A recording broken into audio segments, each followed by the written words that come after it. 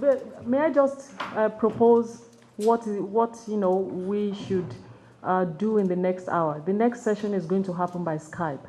That is because one of our colleagues, who's a mentor on our fellowship program, then got saddled with quite a range of things at the LSE at the last minute, marking some internal processes. I mean, those of us in universities know all those internal processes, how hard they can be. So she wasn't able to make it, but we've agreed that she would have a session with us by Skype. That is also because for most of these projects, she's one of our key reviewers as far as. So if you spend about an hour and 10 minutes, and Dr. Alagaw will facilitate that process.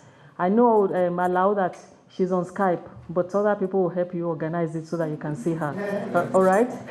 So we're going to dial into Salister's now so that we can talk about the challenges of, what we need to be thinking about as we go to the field, given the peculiar nature of the baseline that we've just done. We were talking about historical work yesterday and what that means for field work. And I agreed with Alagaw at the time that it doesn't mean one cannot go to the field with it, but we need to have a conversation about how to do something that helps make this process even more rigorous. And on that note, I think I'll hand over to it's a combination of Jacob and Derek to link us to Salister's and Dr. Alagaw. You will be talking to Salister's, just look at the screen and talk to her. Okay, so maybe can we just watch you do the presentation? Let me tell you the order of it. Dr. Alagaw, who you know is going to be the moderator of this session. So he will listen to you, the questions for you, he helps you and, facilitates the process of asking you questions, okay? Right. So over to you, Dr. Alagaw. Thank you very much. Hi, Sally. You can't see me. I can see you.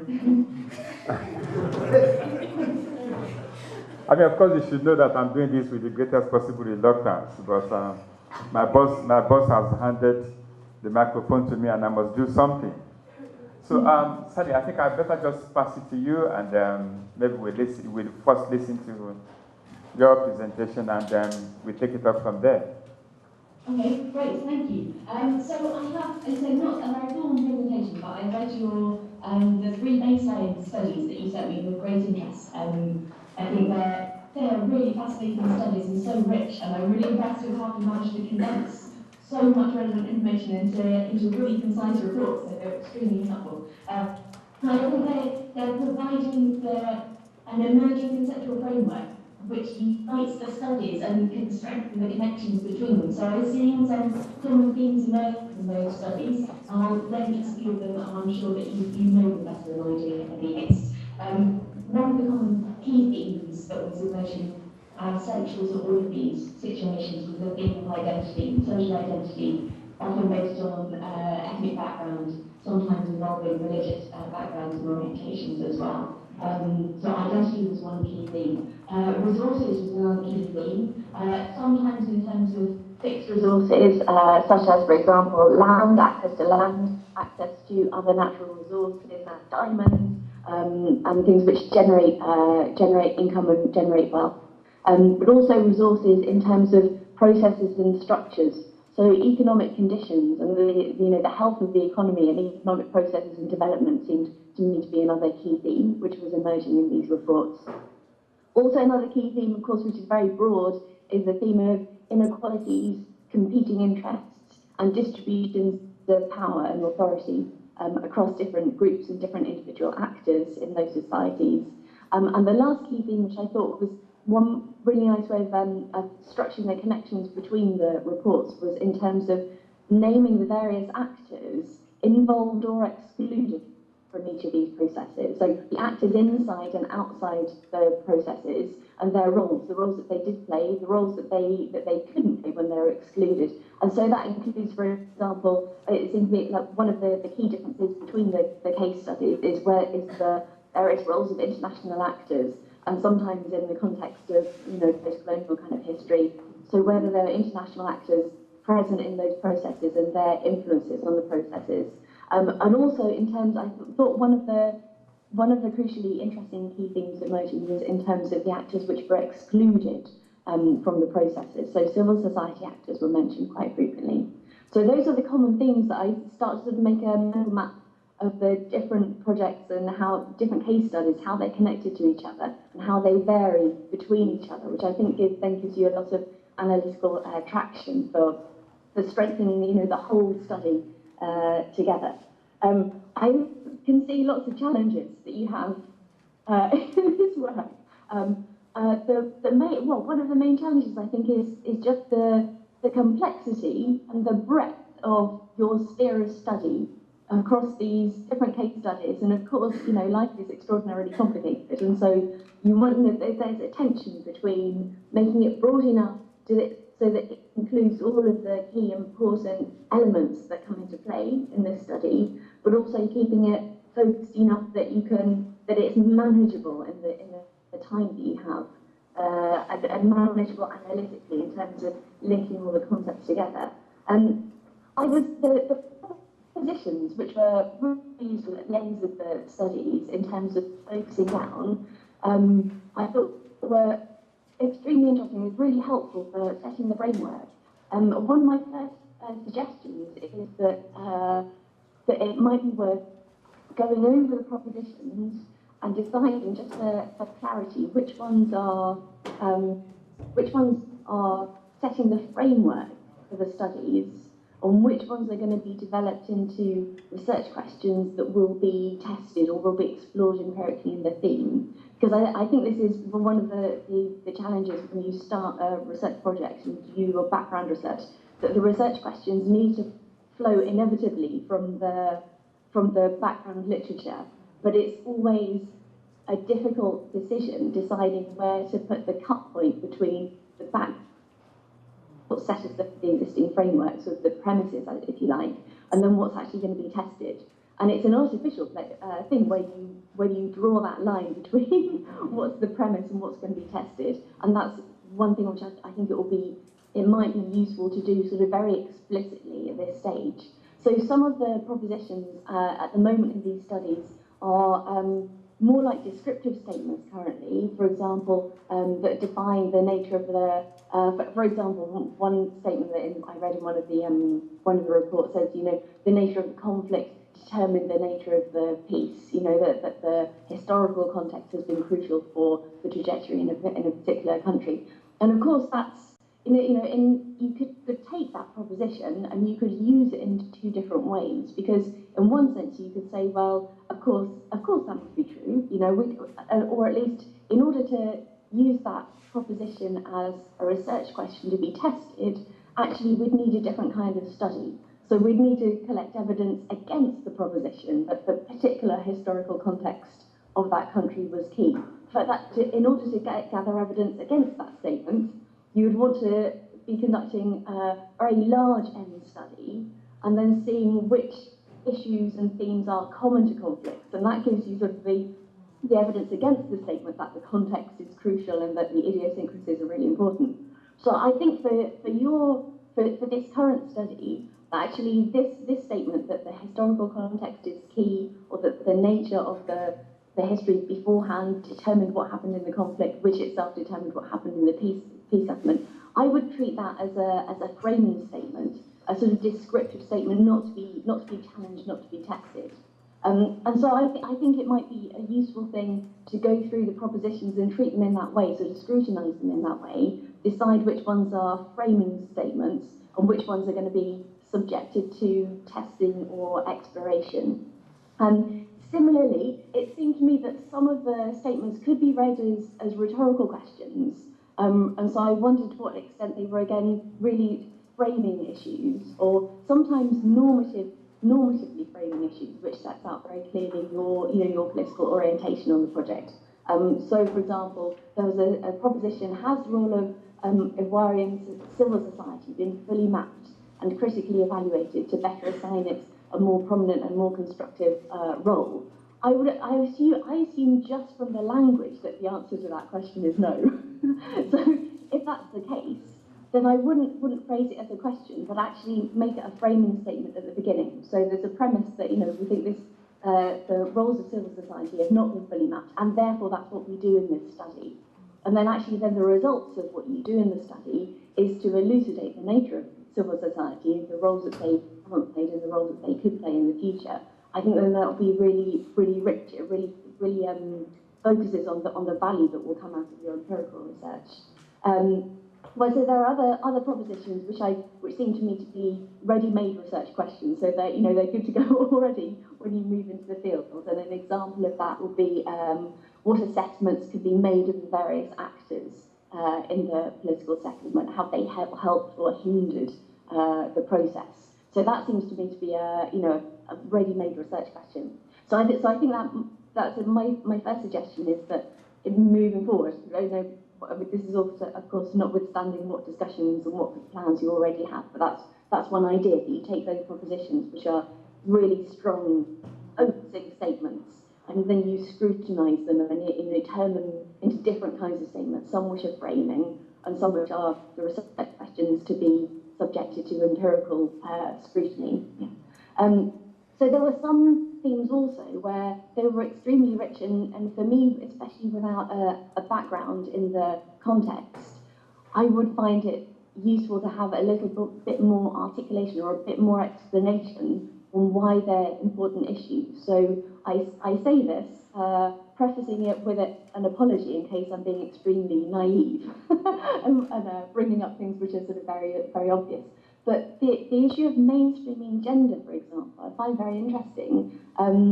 In several of the reports, it says that gender is an extremely important issue and it's not been addressed adequately or at all in in peace-building processes.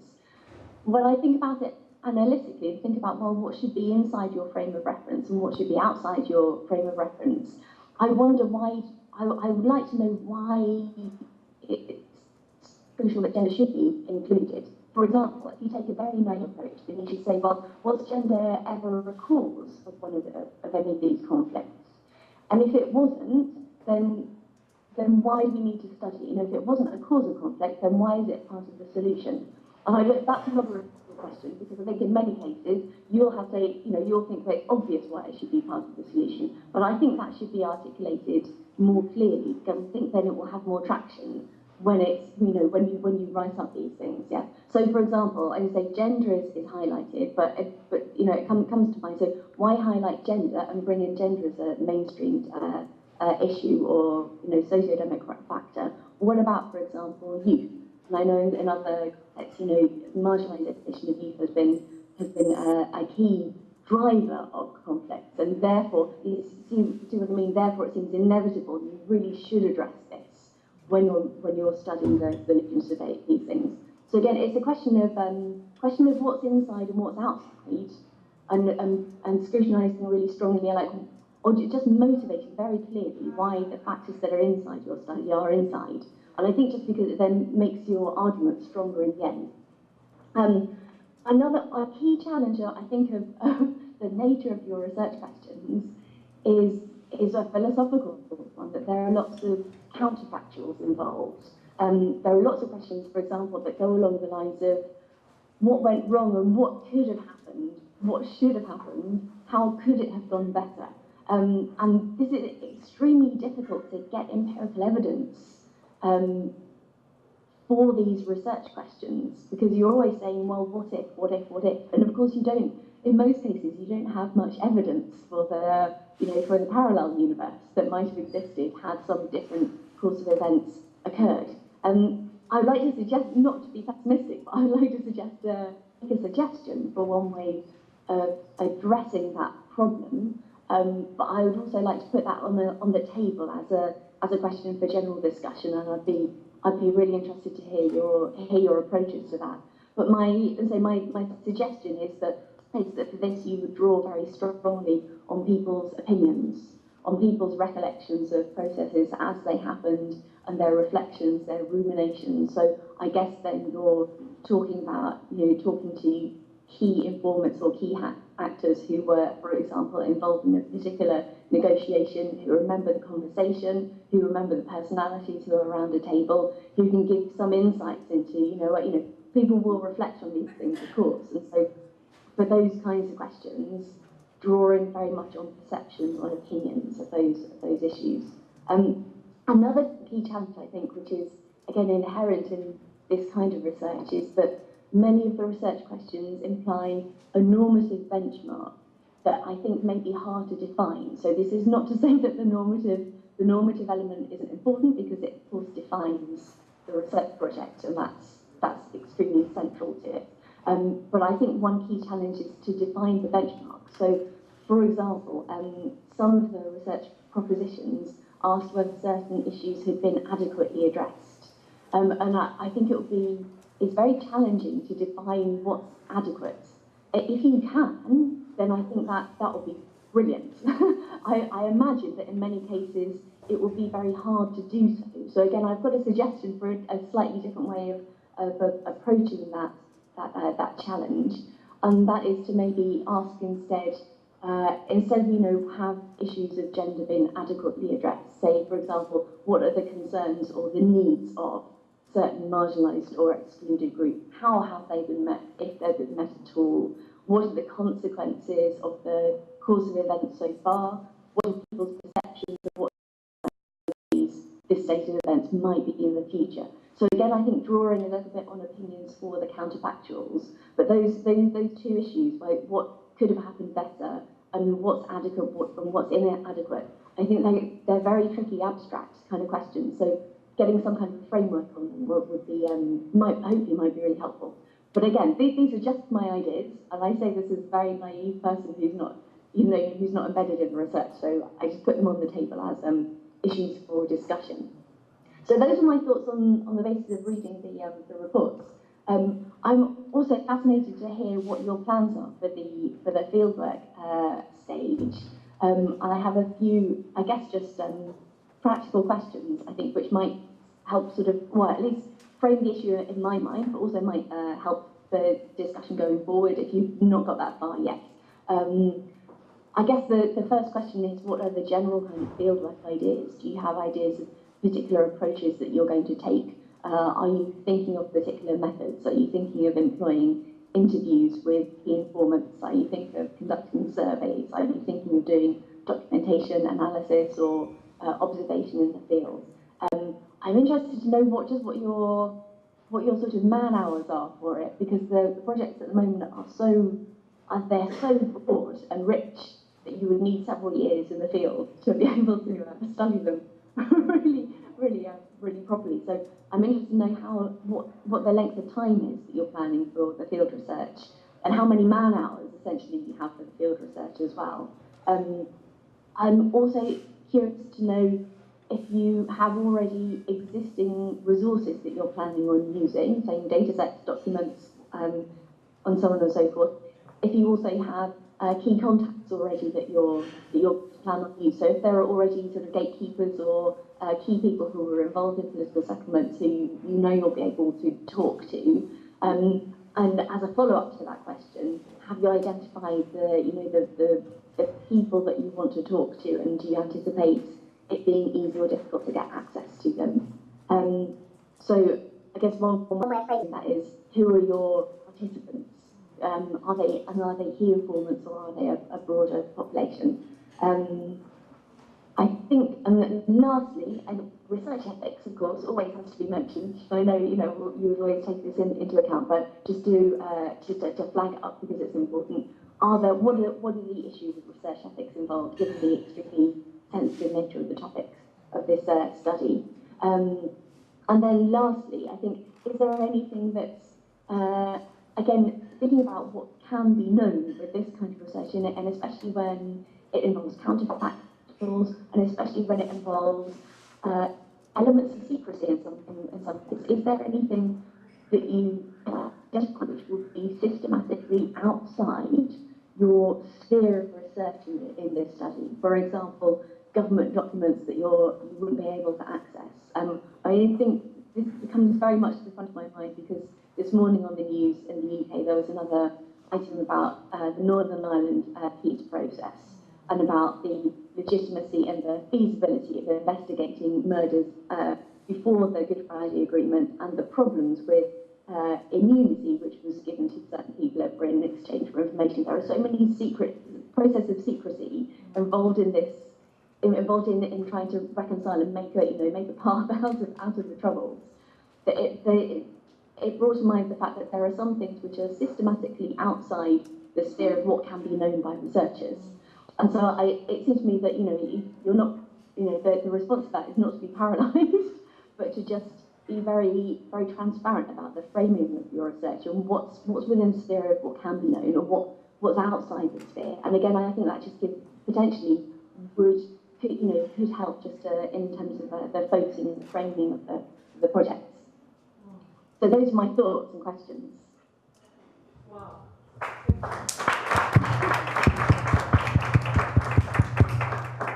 Thank you very much indeed, Sally. Thank you very much.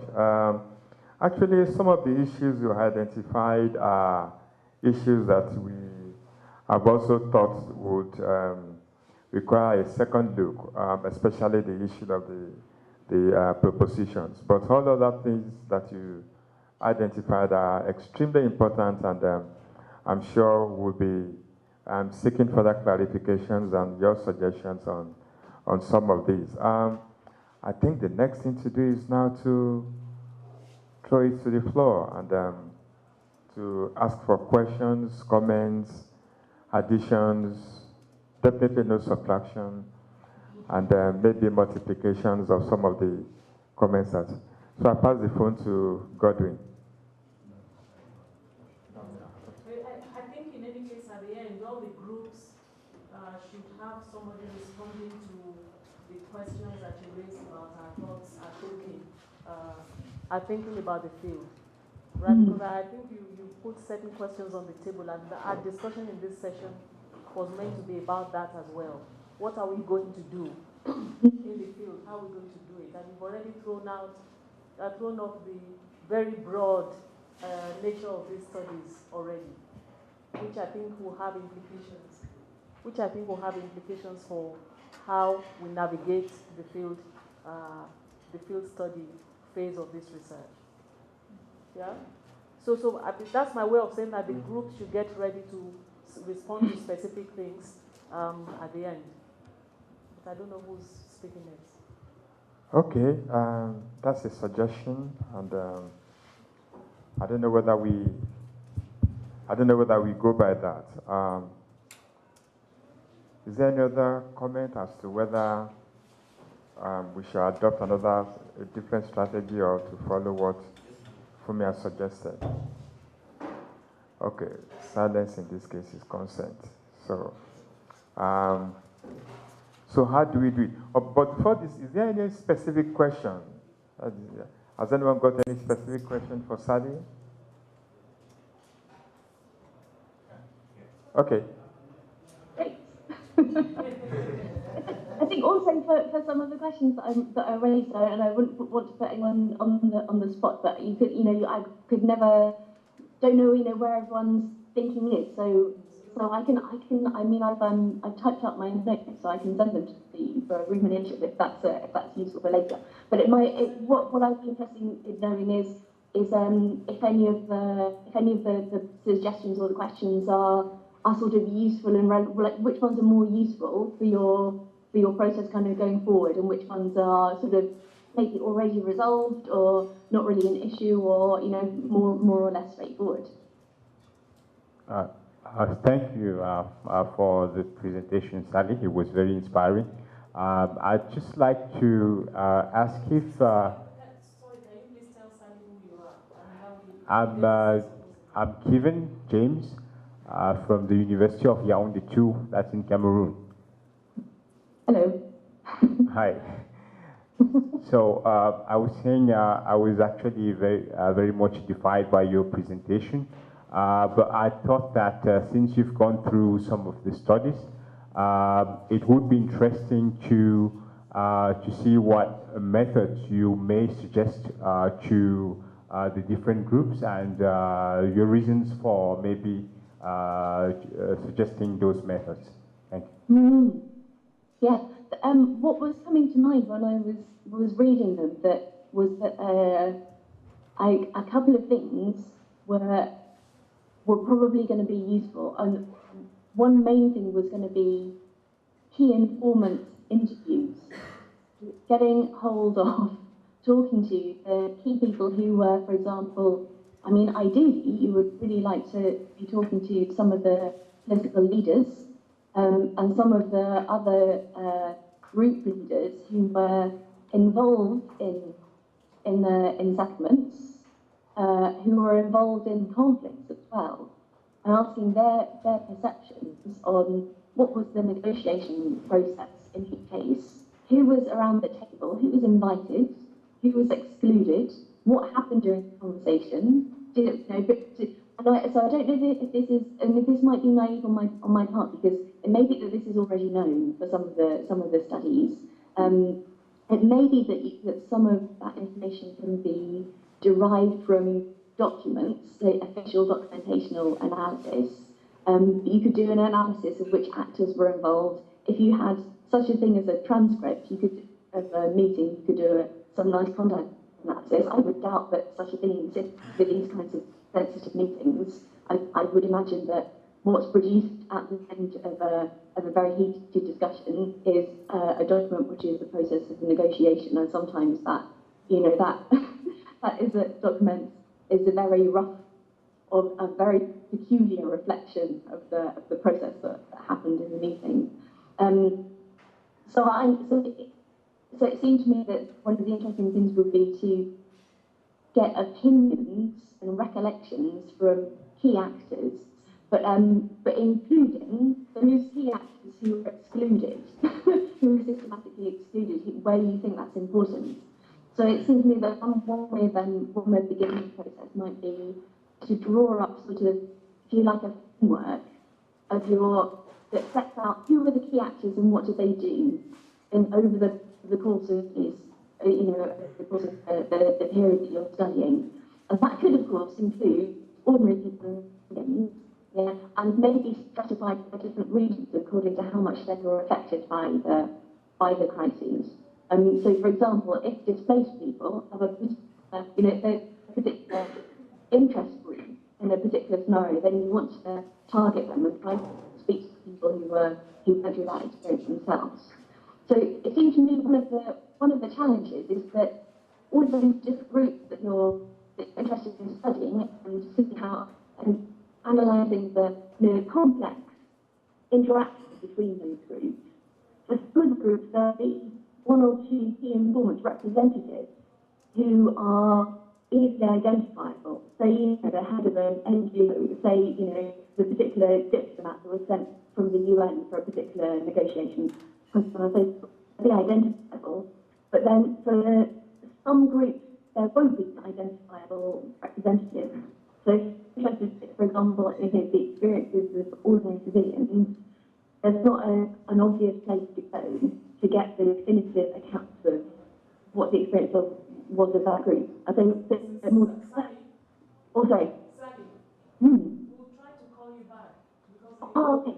I think it's losing quality in the sound quality at this end. Okay. We're going to dial you right back. Okay. That's always the issue with Skype.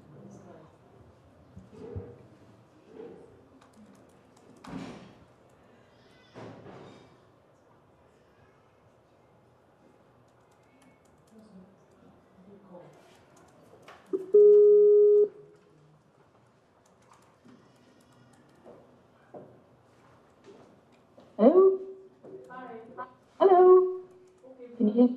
we'll probably just try this with the audio and see how it goes. So please just continue, Sally.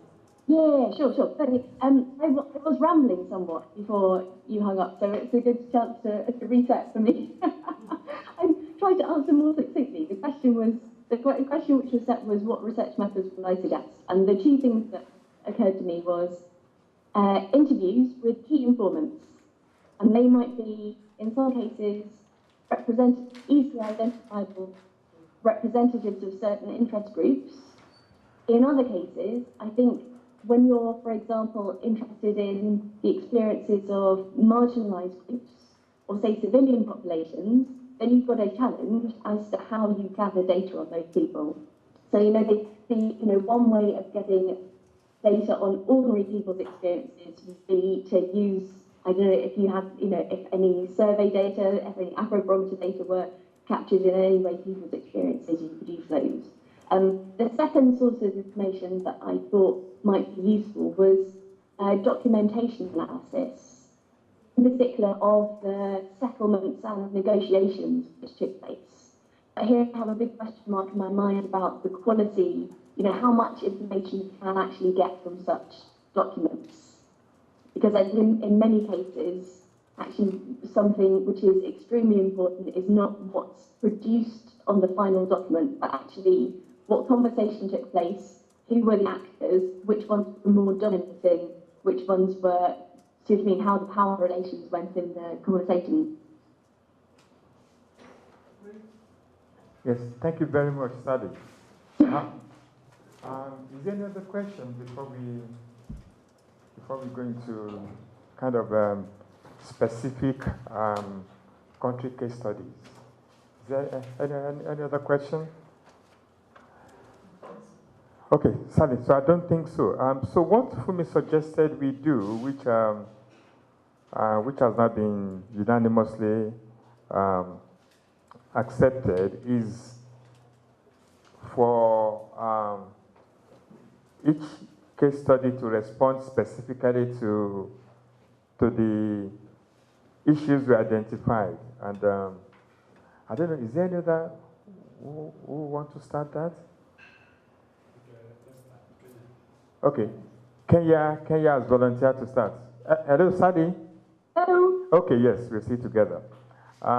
So we ask Kenya to respond to some of the specific issues that you identified. But before this, let me just quickly tell you something, Sally.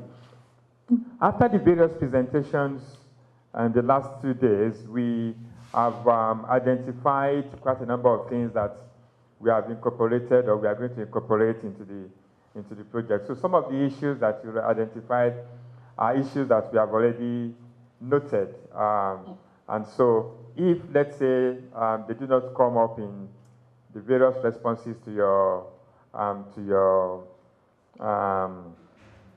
questions, so please note that we have already taken care of them.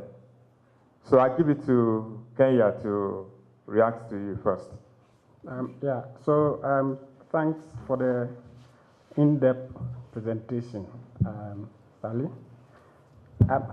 I just want to respond to, I'm Clement, popularly known as Don Clement, on the Kenya team, and I'm trying to respond to some of the methodological issues we have anticipated and how we hope to identify our respondents and the populations we have in mind. We are looking at 3 main issues under our theme, under our topic. We are looking at land and how issues about land have been a thorny issue in Kenya's history, and to test whether the peace settlement of post-2008 conflict have been able to address those issues. We are also looking at ethnicity and marginalization and exclusivity in the country and how those have been addressed. And we also look at culture of authoritarianism and the culture of silence which have been imposed on the country since independence. And in trying to test whether land issues have been resolved by the peace settlement, we've identified some areas in the Rift Valley, and where land has been an issue since independence, and where conflicts, intra and intra-ethnic conflicts have persisted. So some years after the peace settlement has been rolled out, we would go to some of those communities to speak to people who are victims and how their problems are being addressed or not by the present peace settlement processes. We also hope to review... Sorry to interrupt, Clement. I think maybe it would be helpful if we just, instead of going over the content of your baseline study, to specifically react to issues that Sally has raised. Because, of course, she has read the document, she knows quite a lot of things about this case. So instead of going into telling us what we are going to do, just specifically now focus all the key issues that she raised and addressed. So the key issue I'm trying to address now is how we would identify our respondents and the type of sample and population we have in mind. And I'm saying in terms of land, in addressing the issues of our land, we will go to areas where land has been a thorny issue and speak to people who have been victims over the years and see how their problems are being addressed in the present dispensation. And we are also, apart from speaking to people, we would also be reviewing legislative instruments and legal processes in streamlining institutions of land in Kenya and see how the problems which have persisted are being addressed or not. And then in trying to look for the population to measure our ethnicity and marginalization issues, we still have some communities like the Malenje communities and the areas in Mombasa where we think there are issues about marginalization and ethnic exclusivity. So we will go to those areas, identify people who have issues, and speak to them about that. It's the same with whether we think the culture of authoritarianism and the culture of silence has been addressed or not. We will speak to those people in those communities we've identified and address their issues vis-a-vis how the peace settlement is being rolled out. So I think basically that's how the people we hope to identify and how we hope to go about it. Do you have, before you go, do you have issues about your propositions? Are you satisfied with it? Are you modifying it? Are you? We didn't present our propositions here, but we have some propositions we are still reviewing. So when we finalize on them, we'll bring them up. Okay. Is there any other member of the Kenyan team that we want to add to what Clement has presented? Any other member of the Kenyan team? Okay. So Sally, that is Kenya. Yeah, that sounds great. Okay. And so let me ask, I think Côte d'Ivoire has... No, I just want to go there. Okay. I mean, these are two countries that have been booted out of the World Cup. I think there's a case of, as a form of solidarity. Oh, Kenya, okay, look, I thought it was Ghana. Okay, Kenya just went to visit, that's true. Huh? Against? Okay, so Bubakar, do you want to ask, do you have any question? No, just to react. To react, okay. Are you reacting on behalf of Côte d'Ivoire or you're just on behalf of Bubakar and Ndiaye? I'm going to start on behalf of our team. Okay, thank you. You will have to come to the... Yeah, Côte d'Ivoire.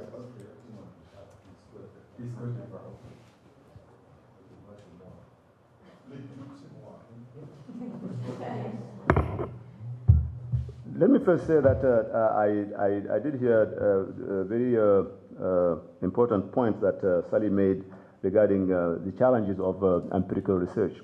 And let me just highlight that bit about the effort to move from presenting the background and raising fundamental questions in the study that we did here and pulling it toward more empirically testable or answerable questions. So that is, I think, what we tried to do, and clearly, just like the other teams, there is a work of refining that needs to be done between now and the time we hit the ground.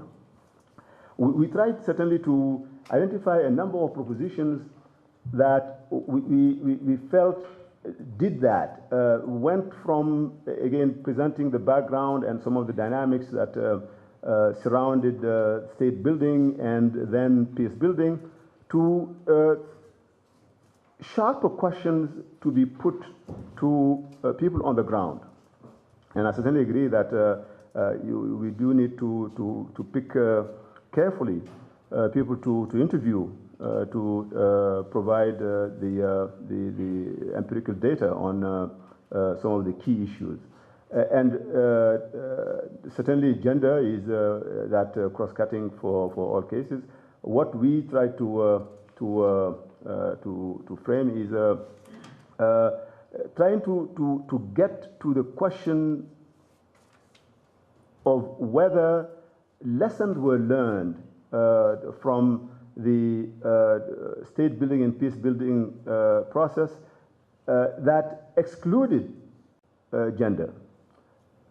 We would put the question to our folks on the ground as to whether there are identifiable lessons that were learned to inform the next phase of the peace building and state building. And again, same thing for civil society. As to the elites, and again, this is a key point that also we found in all the studies. As in other cases, the state building affair, as well as the conflict making and peace building, has been essentially the affair of the elites. And they have profited from the state building and its flaws, and the crisis, and the peace building. So the question that we thought could be empirical is what kind of mechanisms and safeguards can be put in place to make conflict, in particular, unprofitable for the elites. And again, as in all the cases, this is part of the conversations. Everybody is up in arms about the role of the elites. But have we thought about empirically designing mechanisms that would make certainly conflict unprofitable to elites? And we tend to think that these are questions that could be answered empirically and inform the report that will come from a study on the ground. The nature of the state, well, I'm not going to go down all the issue areas that we felt should be the focus of empirically answerable questions on the ground, but certainly the nature of the state in the peace building and the state building process was the whole notion of the inherited colonial state addressed at all. Was it part of the conversations? And what conclusion maybe can be drawn from the experience so far in this? And again, elections. Again, this is also a very empirically answerable question. Elections were always thought of as the end-all of crisis. In the case of Cote d'Ivoire in particular, they were not. On the contrary. What was learned from that? Or what was done? Even as people are preparing for next year's election. Again, these are, I think, quite empirical questions that could be answered.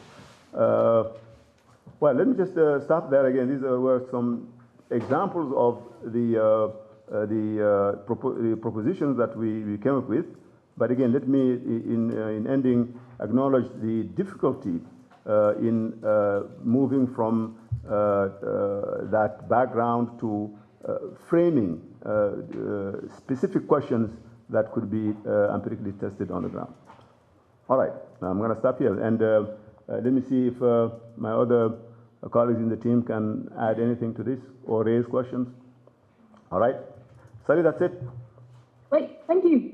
Okay, thank you very much, Boubacar. Thank you, members of the team, and thank you, Sally. Let me now is no, I was actually thinking that Rwanda is closer to. No, I will summarize from Rwanda now. Okay. Okay, now Sally, Sierra Leone. Who's going to present for Sierra Leone? Okay, thank you. I've been asked to present for Sierra Leone, and I will. We agreed that there's a need to take a look again at our propositions. And in line with your suggestion, we take a look at this and we find a way of sharpening it and to make it much more relevant to not only to the broader theme of the case study we're looking at, but also to what our colleagues are looking at in other countries. So thank you very much again for reinforcing the importance of propositional reconsideration. Yes, we have also identified issues about gender that we need to further amplify this, and we will do that. Now, looking specifically at our case study, we kind of we have a slight takeoff advantage in the sense that it's a subject that all the three, it's a country that all the three of us are fairly familiar with, and so we have background knowledge that can assist us. That's one. But more importantly, we are significantly blessed with the involvement of Professor Ismail Rashid, who is holding our hands and will be seeing us through all the contours of the country. So these are the kind of take-off advantages that we have as we invade Sierra Leone. As I'm sure you have read from the baseline study, we're looking at fundamental issues like the complexities of acrimonious intergroup relations, the issues surrounding natural resource governance, corruption, and quite a number of things associated with governance. And we will be addressing all these issues. And against the background of our experience and against the background of the guidance of Ismail Rashid, we have identified quite a number of people that we'll be talking to when we get to. Because I was looking at the screen as if you are behind me, so. So we have identified quite a number of people that we'll be talking to, and then places we are going to visit. We will try as much as possible to visit the key areas, especially the resource-producing communities in the southeast, Kailau, and a few other places. We are thinking that the field trip will take us about 2 weeks. I'll need confirmation on this, but that's what we are thinking. And before we go, we'll be in touch with some of our people on the ground, and that will automatically facilitate and further speed up some of the challenges that we may confront when we get to the country. But once again, Sally, thank you very much for those issues that you have identified, and coupled with what others have also identified during the last 2 days, we think that we may be on for business. Thank you very much. Thank you. Ethiopia.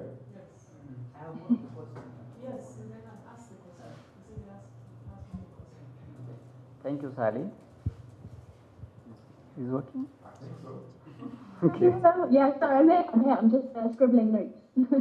Okay, I'm Alagaw Ababu. I'm member of the Ethiopian team. I have more of a question, especially regarding the differentiation between framing statements and those that should be developed into propositions. And this is especially important for the Ethiopian case because the settlement was arrived even 20 years before, and the conflict was started even 40 or 50 years before. So we were interested whether the nature of the settlement or the way the war ends affect the post-settlement period, and as such, we will inevitably make propositions that have underpinning in the past. So the question is, how can we differentiate, or what criteria do you suggest to identify those statements that should be developed into propositions and those that should be taken as framing statements, given that our analysis is more concerned with the past? Sorry, can you repeat it? Was the question about how to decide which questions to make, which issues to make frameworks and which issues to make questions? I think. No, my question is how can we identify those that should be developed into questions and propositions, and those that should be taken as just framing statements? So, sorry, because someone coughed just halfway through your question. So is it The question is how to develop the propositions into research. Yeah, questions. we have propositions that are. I mean that talks about the past. They indicate the cause of the conflict, and of course they indicate the nature of the political settlement, as well as whether the post-settlement arrangement answers these causes of the conflict. So all are about the past. And my question is, you suggest that some of the propositions are better viewed as framing statements than hypotheses to be tested. Do you have any suggestion regarding the criteria we should use to identify those that should be developed into research questions and hypotheses from those that should be taken as framing statements? May I just add something to this, please, Sally? Yes. Yesterday we were already, at least I was agonizing over the propositions and already saw, and I think in a sense that was preparatory to this conversation that we're having with you now. I already saw a few questions arising as to how one, if we were going to take all of this to the field, and it's very broad, and we take a long view of history in all the studies, not even just specific ones. Therefore, if a proposition has been framed for further testing in the field, how does one test propositions that are based on a long past period in history? And of course, it might very well be that we want to stay at the realm of using archives and any other kinds of documents we can find, and this is already fraught with some risks as well, as you mentioned earlier. Now, if you take a look at Ethiopia, I think you have 6 propositions. Is that correct? In Ethiopia, they have 6 propositions, and what Alagaw is saying is that quite a number of those propositions are of a historical nature. So, and it sounds to me that some of them might fit the descriptive statements you mentioned earlier, which might be something, therefore, that one puts in the realm of a framing statement and not propositions. And his question, if I'm not mistaken, which is also of interest to me, is therefore, how do you suggest, what advice can you give in terms of how one frames questions or propositions for the field? Without preempting what you'll say, what I took of your statements earlier was that you're suggesting that, some of these would be broad framing statements which help us set the scene for particular questions that we're taking to the field in relation to that particular issue, to that particular statement. Is that right? Great. So I understand. So part of the question is that I guess where some of the propositions are actually questioning statements about what happened in the past, about the historical context, and that could be taken in some cases as a question for exploration, as in asking key actors whether, for example, they agree with the dominant narrative that currently exists, or whether there's actually something still to be understood about the past processes, or maybe there's something which can be better understood, or our knowledge improved about what we currently understand happened in the past. So in some cases, the propositions could be turned into research questions. So the propositions, as for example, with the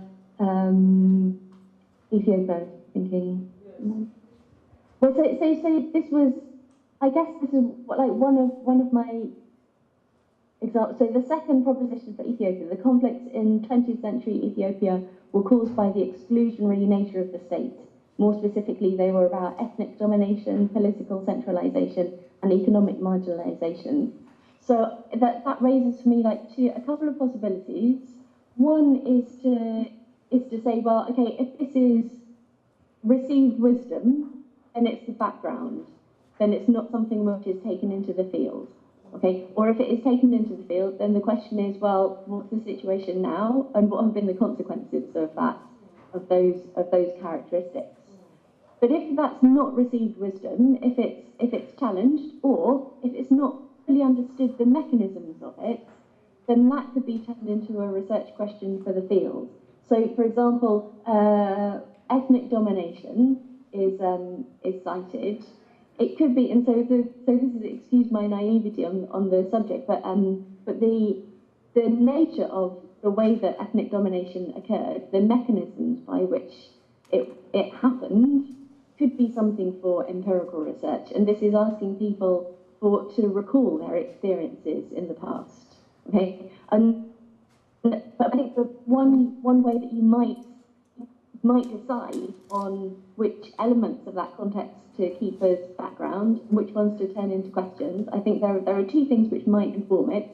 One might be the nature of the extent which that historical context is received wisdom and unquestioned, or the extent to which it's controversial. So if something is a controversial point, for example, political centralization. Okay, maybe I take this, it's probably a silly example. Maybe some people would argue, no, there wasn't any political centralization, actually, it was all very devolved power. Okay, this is a silly wisdom, but then you turn it into a question about, well, what's happening now? What have been the consequences of that, for example? So economic marginalization, for example. So you can compare and contrast the situation of certain key vulnerable groups, before and now, and even make some projections into the future. So then you're looking, I guess, at the role of that issue or that phenomenon, say economic marginalization, in the situation. So you look at its impact. So you look, for example, at I guess you look at the relative, the material conditions of certain marginalized groups. If you can also go and visit the marginalized groups and get their opinions or their perceptions on what's happening, then you can follow that line of inquiry. But I think part of the problem is that it's extraordinarily rich and highly contextual. So teasing out one or two factors to study, but without doing it in a really naive way that excludes other important things that tie into that factor, is a key challenge. I'm not sure that answered the question. No, I think it does. I think it does. It's for the teams to go back and look at what, they can make of all of this. And I think you raise very important questions, very important issues there. If I take some of the other another third position, for example, I think if you turn it into a how question, then it makes it extremely amenable to empirical research. So for Ethiopia, the third proposition is the nature of the protracted war, the type of insurgency and organisation determined the course of the political settlement and the subsequent processes of state and peace building. So that in the sense of if you tested that as a proposition, you would need to actually compare and contrast the situation of Ethiopia to as many other countries as possible to see whether actually it's the nature of the war which determines what happens afterwards, or really whether there are key factors which define ultimately the trajectory of any territory in conflict.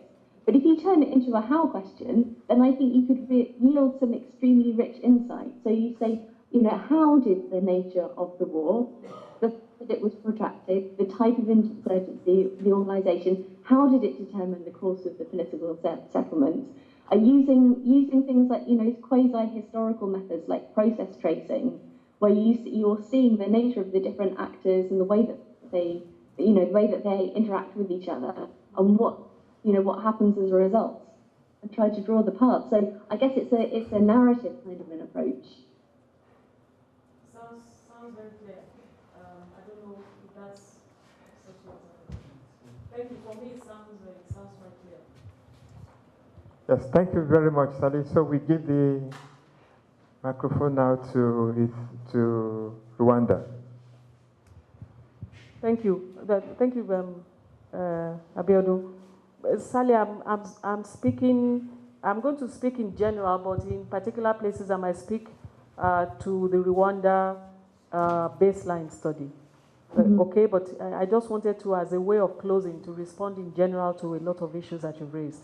I think quite right. The complexity and breadth of the study creates that kind of tension that we talked about earlier, that will make it broad enough to cover the particular context and the range of issues that we're studying.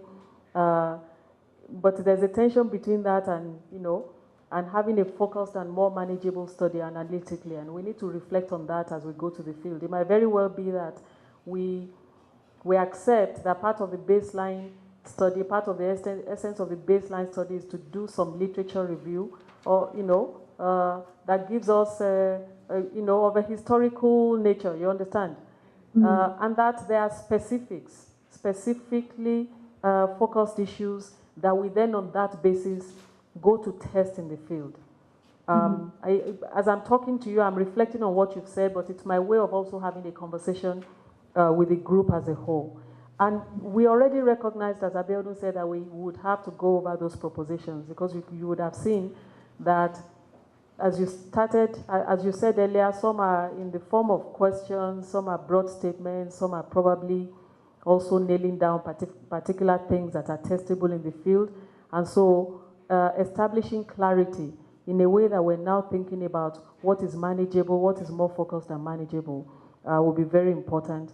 But I think the next bit of this piece of work, as we go to revise our baseline studies along the comments that we receive from reviewers as a whole, we would also revise that with our field research methodology firmly in mind. We'll be coming back in the next phase before we go to the field. We'll come back with revised baseline studies as well as field research plans. And so therefore, those field research plans would already give us, some clarity about our propositions, number one.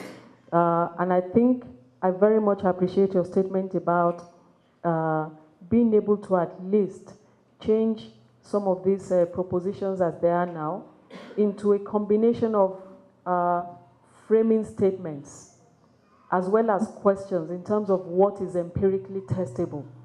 I think that will require a lot of work on, on the part of each team. We all accepted that yesterday as well. So some of the questions might already be attractive as things that, are research questions for the field, but we will do that. Let me turn to the issue of mainstreaming gender that you talk about. I have to say that not just for this research, but for other pieces of research, this has always been an issue. There's a tension between what is a genuine interest on the part of some, not all, members of teams to probe the gender question, as well as sometimes an interest on the part of funders. In this particular case, this particular funder has a very, very keen interest in gender. I've noticed that with DFID as well. So that if we're not careful, what we're doing therefore is forcing the gender question, even when it's very clear that some teams either don't see it or don't have an interest in it.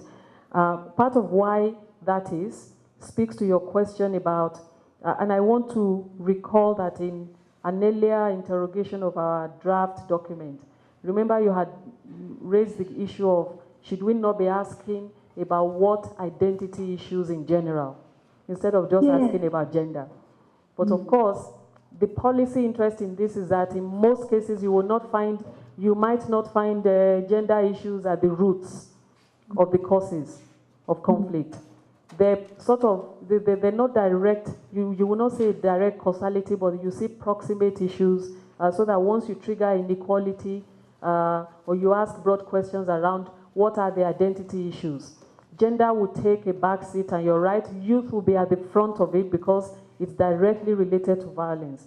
And we need to reflect about what kind of consciousness we create as teams to, if we decide that what we're doing actually, because gender in itself does not have that kind of direct impact, if we agree that what we're doing is to ask a general question about the identities, we need to make a commitment. When we're talking about what sort of identity questions, we need to then make a commitment to talking about gender and its proximate relationship with this. Rwanda is a good example where the identity issues themselves were so, the way that they mutated over time. And what people called ethnicity was not so, but in the end you found class, ethnicity, and in fact gender, power relations that are gender related in an informal realm was at the base of those identity questions. Somebody wants to intersect very quickly, and it's Godwin. Hold on. For me, I'm finding myself disagreeing quite a bit. Yes, please. Because I think the gender question often easily becomes the women question. And I think it needs to be the gender question. In other words, if there is a masculinity element to it, it's an express entry into a gender question, which then begins to deal directly with why is it masculinity and not femininity. Yeah? So it's actually there all the time. We all have just to begin to place it there. And it begins to speak to us very directly because it has a connection to peace building, it has a connection to power relations.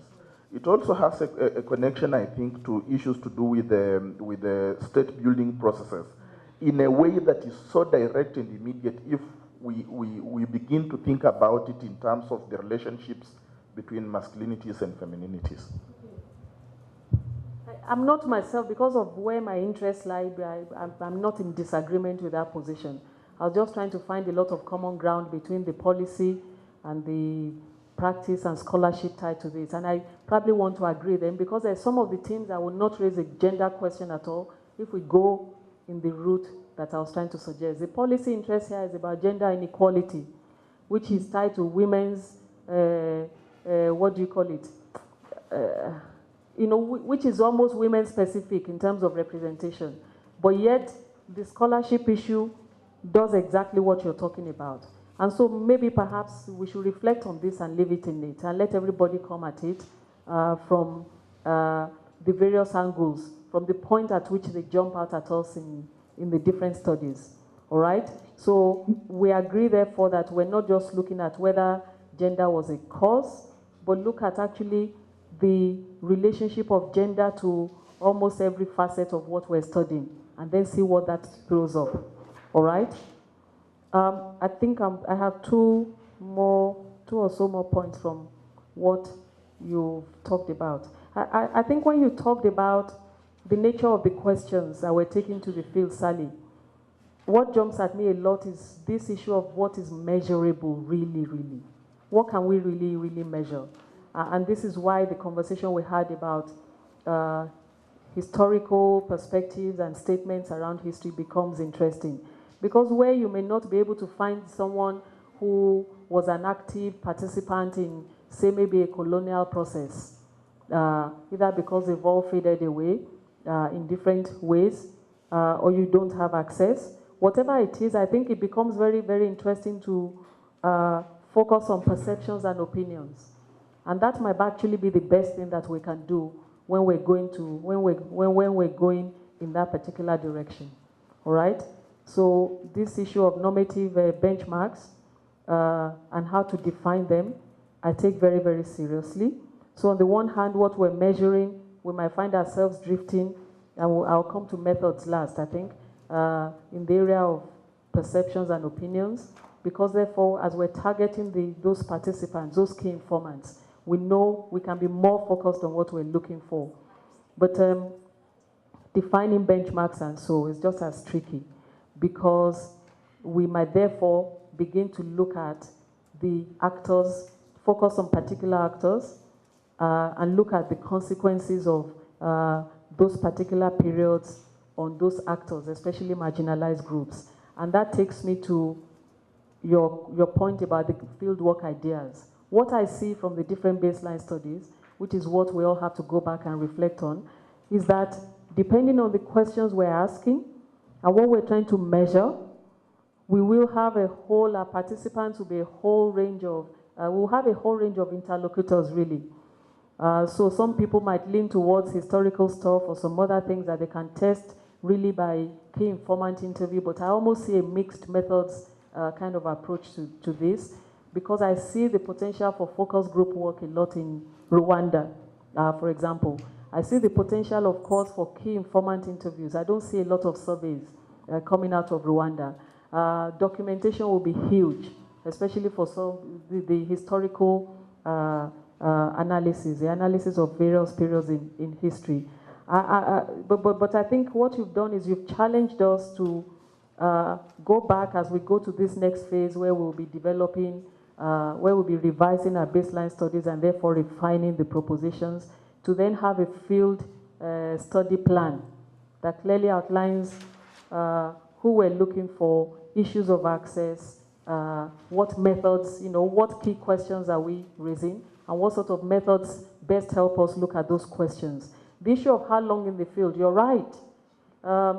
But I think this, of course, funding is also an issue. So I don't think there's any group that is going to spend, although the more privileged group of all of us is the Kenya team that may not have the pressure of traveling far and staying so long in the place, and they can pace themselves over the period of time. But what we foresee is that between now and December, revised baseline, field trip plans, field trips themselves, and the field trip reports will happen in that 6-month period. So I can see the Kenyan team sitting luxuriously here, apart from the member based in Ghana, who might then have to fly in at a particular period to do concentrated work.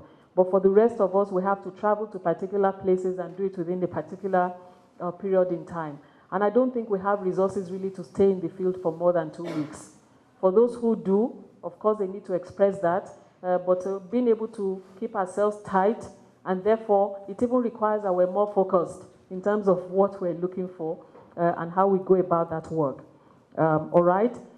Each team will have to think about the existing resources and data sets, documents, and so on, even at this stage. But I believe some teams are already looking at data sets even as they dealt with baseline study.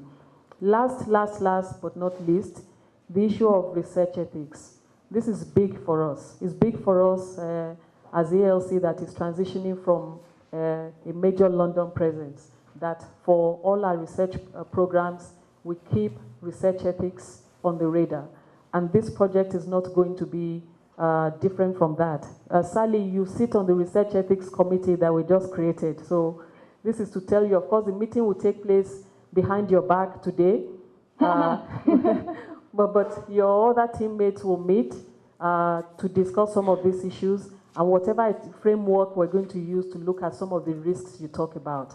I think there's some naturally complex things. Yeah, I'm glad you talked about the issues of secrecy. We just talked about silence in approaches in Rwanda, for example, and I think the Kenya team has focused on the notion of silence a lot, so that we need to deal with both what is ethical and actually what is risky in those environments. And so how we get the committee to help each team respond to all of this will be part of what we do as a first stage in that next 6-month period. I think that is what I have in response to your very rich feedback to us. And we will be coming back to you, Sally. Of course, we will need your brief notes from your assessment of those papers to guide us as well. But we will go back and attend to many of these things, because after all, our aim is to bring back, is to have a research that is not just well validated, but that stands the test of time, because it's gone through a rigorous process. Let me thank you. I think maybe I give the mic to Abiodun to officially thank you and close, Sally. Great, thank you. Thank you, Funmi. Thanks, Funmi. Sally, there's really nothing more to add to what Funmi has said, except to thank you most sincerely for all the efforts, for the trouble, for the struggle, and everything you have done to get us to this stage. The sad news is that, please.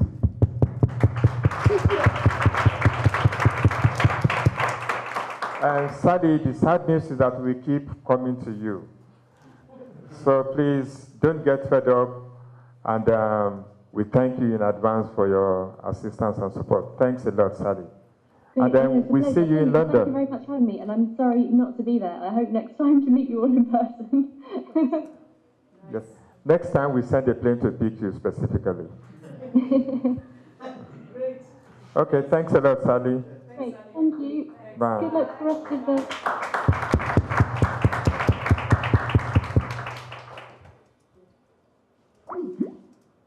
Nice. Thank you, guys.